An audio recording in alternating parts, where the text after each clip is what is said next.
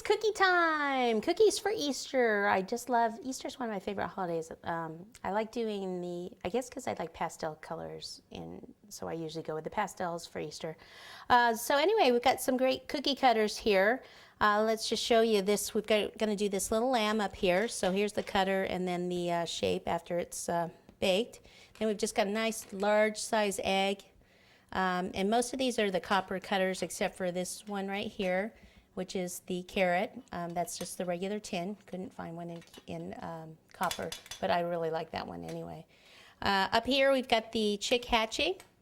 Okay, and then we've got a nice big huge bunny head. I rather do the heads like faces rather than do a whole, you know, bunny with a body and everything. I just always think they come out so much cuter. And then we're going to do a cross because I never see anyone do a, you know, a cross for Easter in the Easter cookie kind of collection type thing. And then this one's super cool. This is a basket right here. And you can do this either of two ways. This one is just cutting it out, you know, just as is. And then this one, I decided to go ahead and cut out the part that would be the handle. Now for that, what I did is I had this graduating set. It's for windows and things. So I was able to just take one of these and place it in here and cut it. Okay, other things you're gonna need a good cookie recipe. We're gonna give you the one that I always use here because it doesn't spread a lot. And then we've got some black shoestring licorice for the rabbit. For the basket, you wanna have some kind of either texture mat or rolling pin that does basket weave because we're gonna press this on fondant. Most of the cookies are gonna be with fondant and a little bit of royal icing.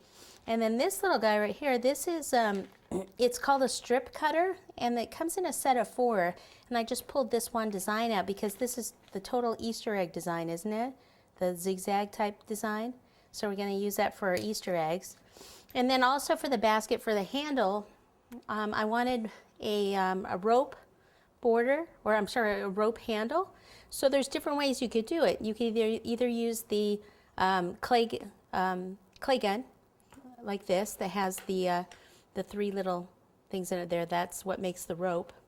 Or you can use, there's different kinds of molds out there. This one would be a little bit too big, but you can cut it down so you don't have to use the entire thing. You could cut it in half. Or there's this smaller one that has different sizes in it. You could have, I love the plunger cutters, so I always kind of bring those. Then I have some little ones, like I've got this little set of tulips. Now, I don't even know where I got these. I just pick up little things wherever I am and then just kind of have them. This is actually a calyx cutter for roses, a calyx. And what it does is it actually will we could do kind of a handmade little daffodil, which I'll show you later. And then sometimes I'll just bring out, this is just a geometric set with some neat little cutters, so if I want to do other designs on the eggs, I can. We've got just the ready-made royal icing decorations that you could get at a cake shop, and also the sugar eggs and royal icing eggs, and then some ready-made already flowers, but you could also just make these ahead of time out of royal icing yourself. For any of these like little flowers here, well, these small ones, they're actually the same as those right there. And then I've got some candied sugar eggs here, and then maybe some sugar pearls in the blues, the pinks, and some whites. And then just an array of colors of dusting powders, luster dust. So these are the things we're doing.